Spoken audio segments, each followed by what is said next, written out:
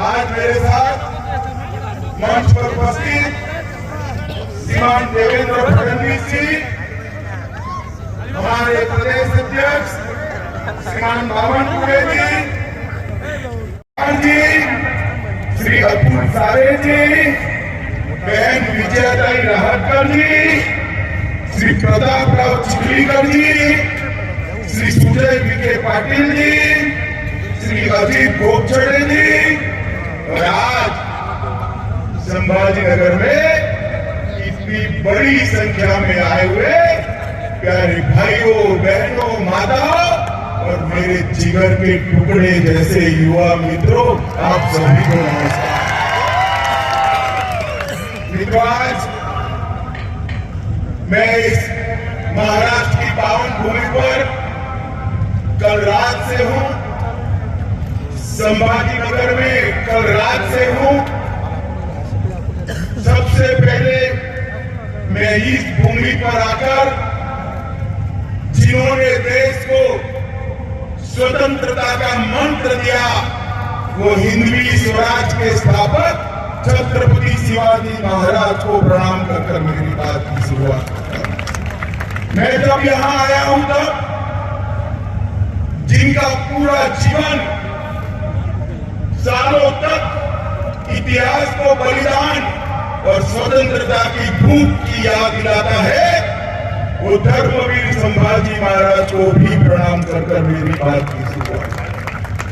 यही भूमि है, यही मराठावाड़ की भूमि है जहां संत एकनाथ जी ने, संत ज्ञानेश्वर जी ने, जनार्दन स्वामी ने, सिखों के गुरु गोविंद सिंह जी ने भी यहाँ अध्यात्म और भक्ति का रास्ता प्रशस्त किया।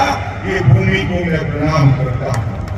मित्रों, मराठावाड़ के मुक्ति संग्राम के लिए गोविंद भाई श्रॉफ और स्वामी रामतीर्थ, जिन्होंने निजाम के खिलाफ आवाज बुलंद की, ऐसे हुतात्माओं को भी मैं प्रणाम कर मेरी बात की शुरुआत करना चाहता हूं। काफी समय से आप बैठे हैं, हम लोगों को आते आते देर हो गई, मैं ज्यादा लंबी बात करना नहीं चाहता। मित्रों, आने वाले दिनों में देश चुनाव में जा रहा है। हमारे महान लोकतंत्र फिर एक बार 5 साल तक इस देश की सरकार किसके हाथ में होगी, ये तय करने वाला है। भाइयों और बहनों, दो गुट खड़े हैं। एक मोदी जी के नेतृत्व में, भारतीय जनता पार्टी के नेतृत्व में एनडीए का गठबंधन है, और दूसरी ओर राहुल बाबा के नेतृत्व में इंडी अलायंस गठबंधन। दोनों कौन है? एक और नरेंद्र मोदी जी है, जो देशभक्तों की टोली भारतीय जनता पार्टी के नेता है, और 10 वर्ष में भारत के अंदर आमूलचूल परिवर्तन लाने का प्रयास किया, और जिनका लक्ष्य है 2047 में भारत माता को विश्व गुरु के स्थान पर बिठाने का लक्ष्य। और दूसरी ओर एक परिवारवादी गठबंधन, इनका लक्ष्य क्या है? सोनिया जी का लक्ष्य है राहुल बाबा को प्रधानमंत्री बनाना, शरद पवार जी का लक्ष्य है इनकी बेटी को मुख्यमंत्री बनाना, उद्धव जी का लक्ष्य है बेटे को मुख्यमंत्री बनाना, ममता जी का लक्ष्य है भतीजे को मुख्यमंत्री बनाना, स्टालिन साहब का लक्ष्य है बेटे को मुख्यमंत्री बनाना। मुझे बताओ संभाजीनगर वालों, जो बेटे बेटी दामाद और भतीजों के लिए काम करते हैं, वो आपका भला कर सकते हैं क्या? जोर से बोले, कर सकते हैं क्या? भारत का भला कर सकते हैं क्या? भारत को सुरक्षित कर सकते हैं क्या? विकसित भारत बना सकते हैं क्या? इस सारा काम केवल और केवल नरेंद्र मोदी के नेतृत्व में भारतीय जनता पार्टी। 2 बार हम आए, 14 में आए, 19 में आए, आपके सामने हमने झोली फैलाया। दोनों बार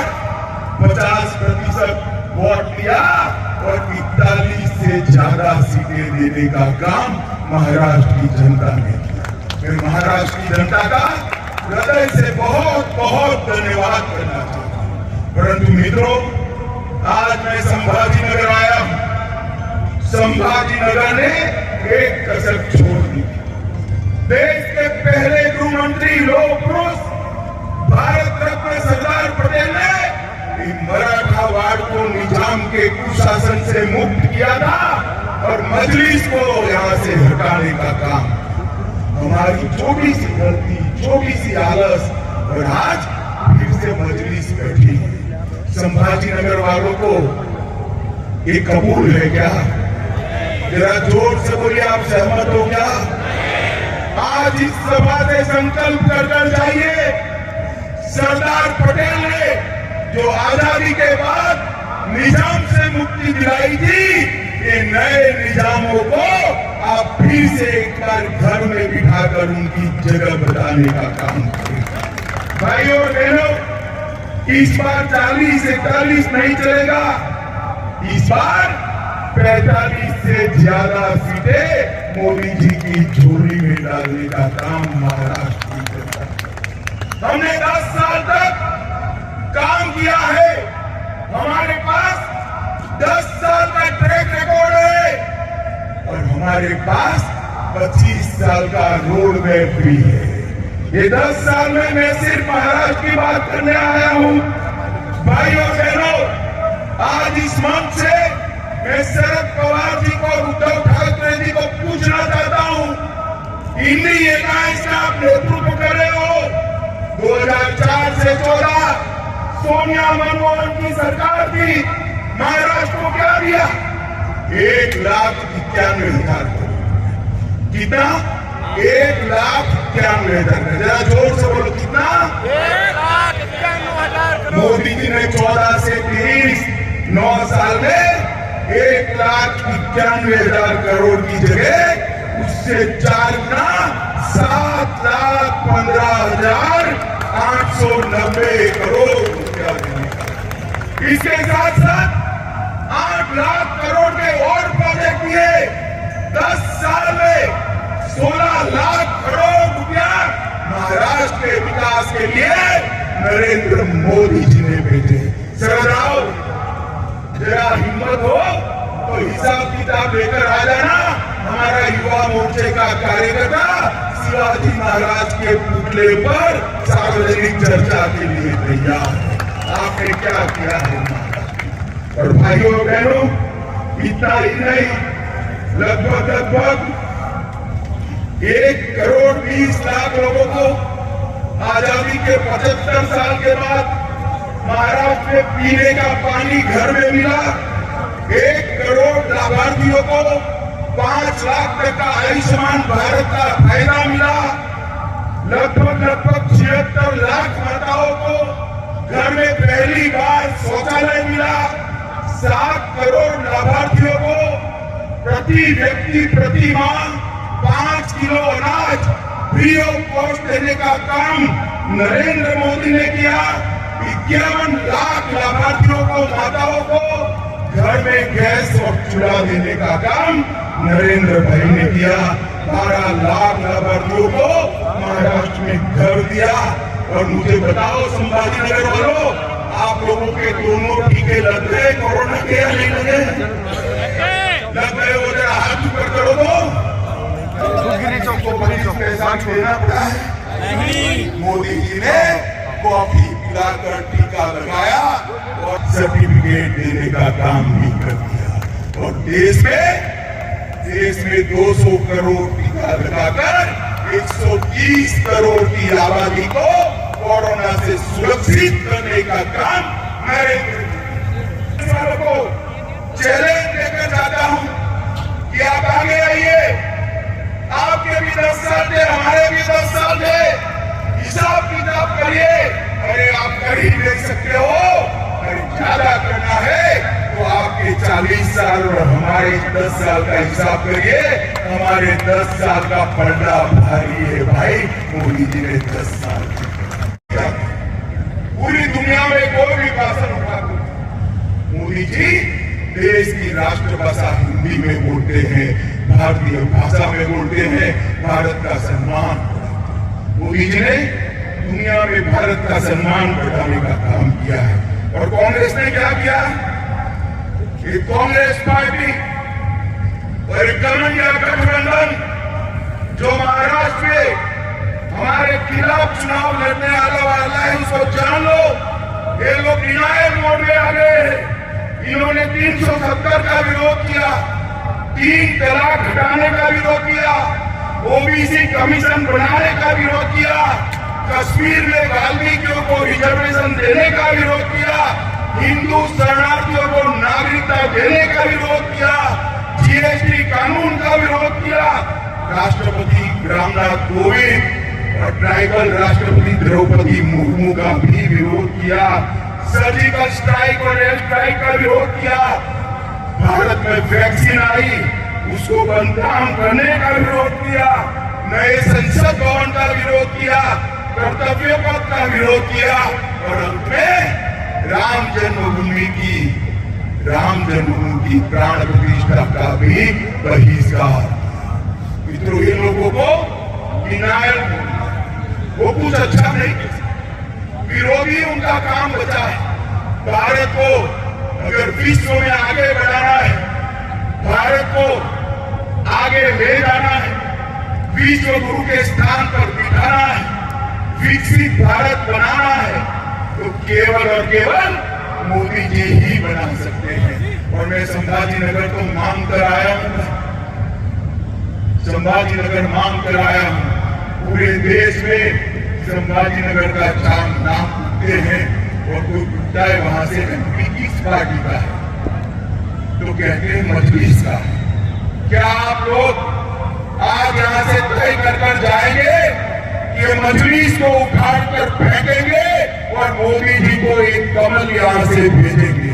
आप तय करते, जोर से बोले, तय करते मोदी जी को 400 पार कराओगे, तीसरी बार प्रधानमंत्री बनाओगे, भारतीय जनता पार्टी को 370 पार कराओगे, 2047 में विकसित भारत बनाओगे, तो मेरे साथ दोनों हाथ उठाओ।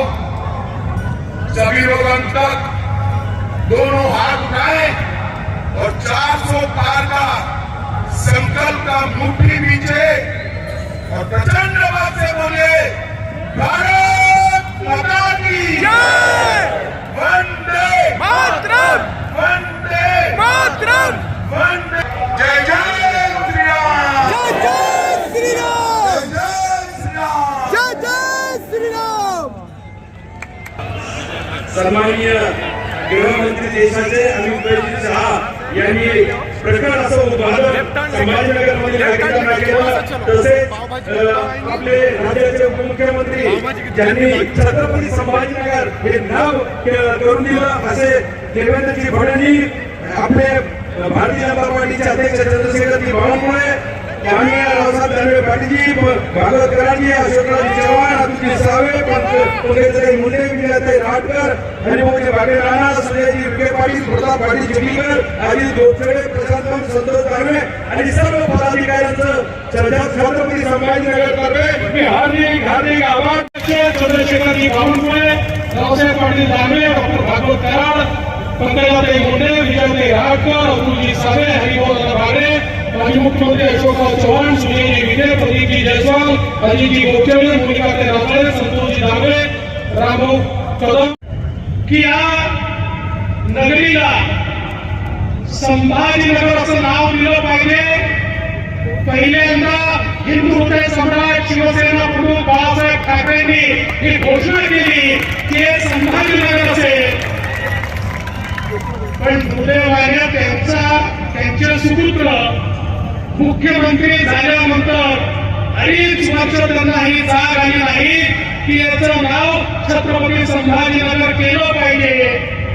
आणि ज्यावेळी सरकार गेलं त्यावेळी सरकार अल्पमतात असताना शेवटच्या दिवशी हे ठराव करण्याचा प्रयत्न त्यांनी केला, पण ते काही सफल झाले नाही.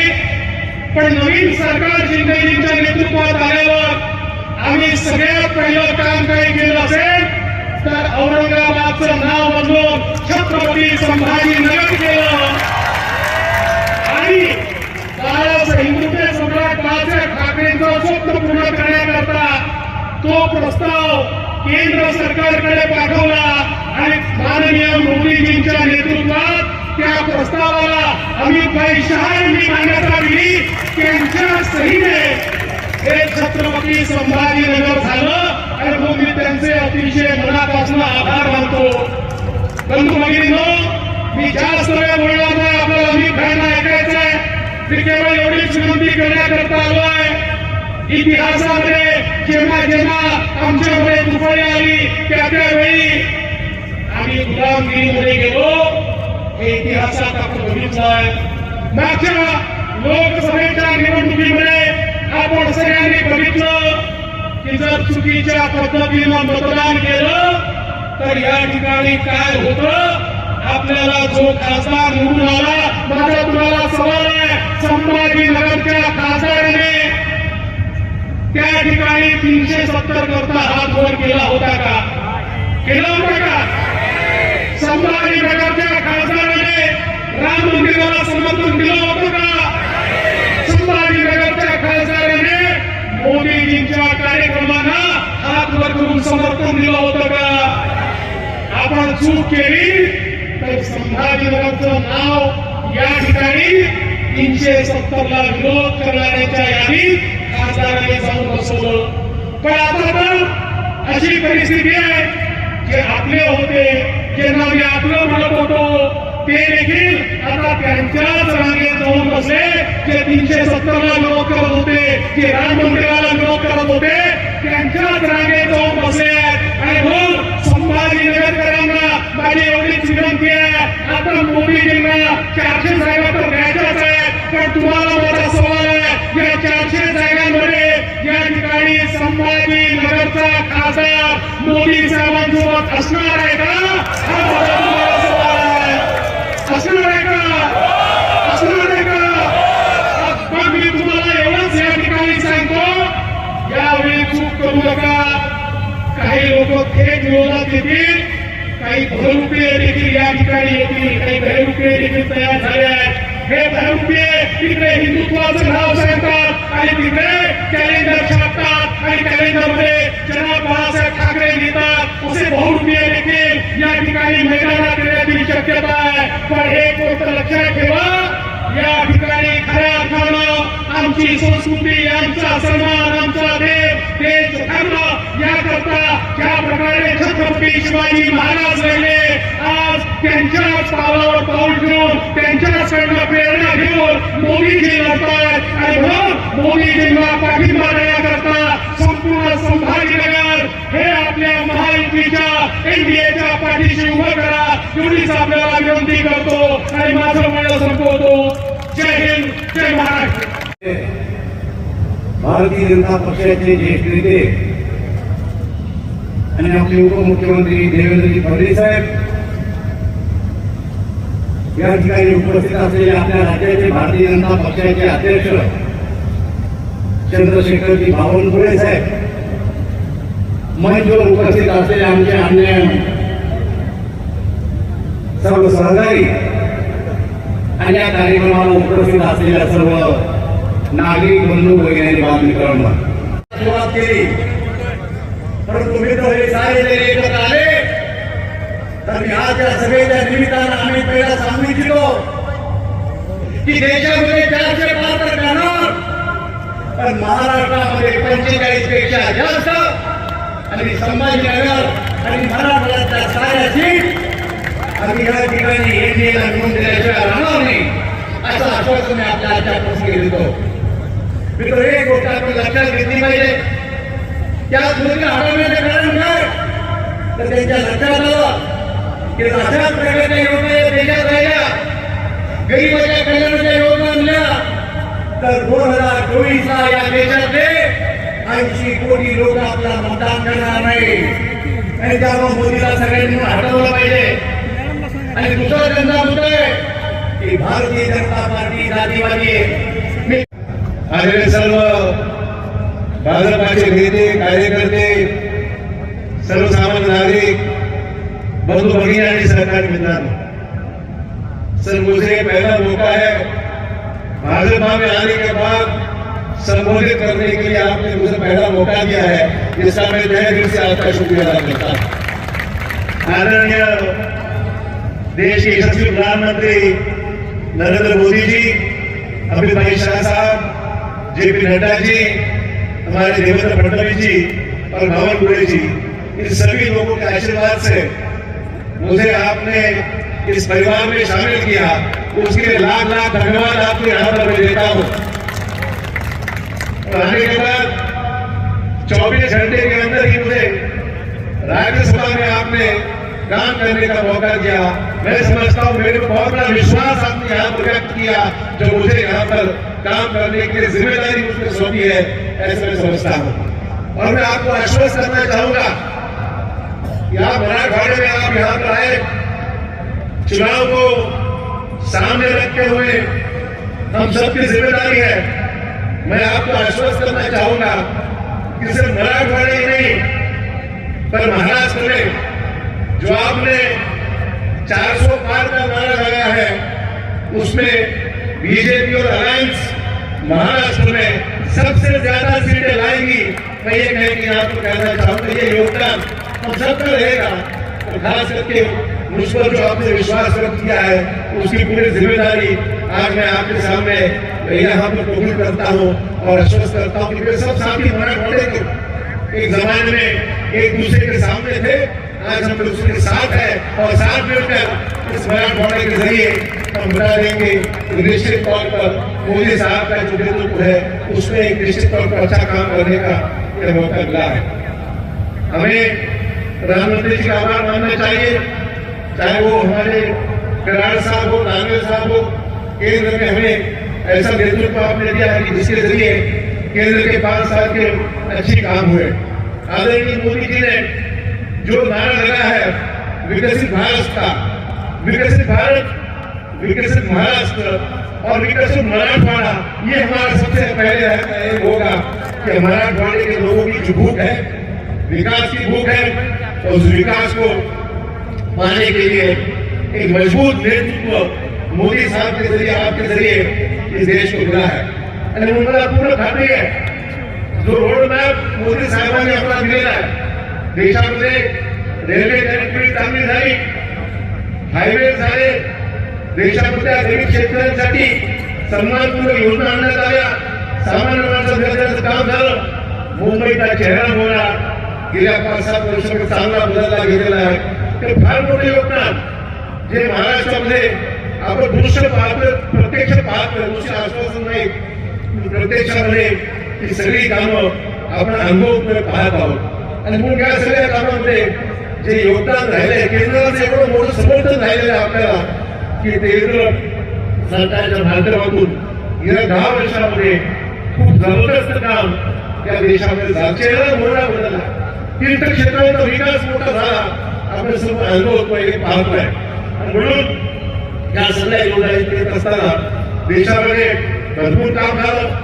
एम्सची, ऑल इंडिया मेडिकल सायन्सेसची मोठ्या गावामध्ये संख्या आपली पाहिजे, या ठिकाणी कबूल करू। या ठिकाणी दानवे साहेबांचं काम असेल, वंदे भारत एक्सप्रेस मराठवाडा रेल्वेचं काम कोण केलं असेल तर आमच्या दानवे साहेबांनी खूप योगदान दिलं। या ठिकाणी कराड साहेबांनी मोठं काम या ठिकाणी मराठवाड्यात केलं। हे योगदान साधं सुद्धा योगदान नाही, संधी मिळाली, संधीचं सोनं केलं आणि मराठवाड्याला न्याय द्यायचं काम केलं। अनेक प्रश्न आहेत, सर्वांचा जबाब व्यक्त करणार नाही, परंतु मराठवाडा कृषी प्रधान क्षेत्र आहे, या भागात अनेक समस्या अडकला होता, तो मागे लागला। सगळ्यांचा विषय सुद्धा कायदेशीर प्रक्रिया पूर्ण करून तोही मागे लागणार आहे, यावर शंका वाढत नाहीये आणि म्हणून दृष्टीने चांगलं चाललंय, त्याची या ठिकाणी आम्हाला नक्की मानले पाहिजे। जास्त वेळ या ठिकाणी घेणार नाहीये, परंतु विकसित भारताच्या स्वप्नपूर्तीसाठी अबकी बार 400 पार, अबकी बार।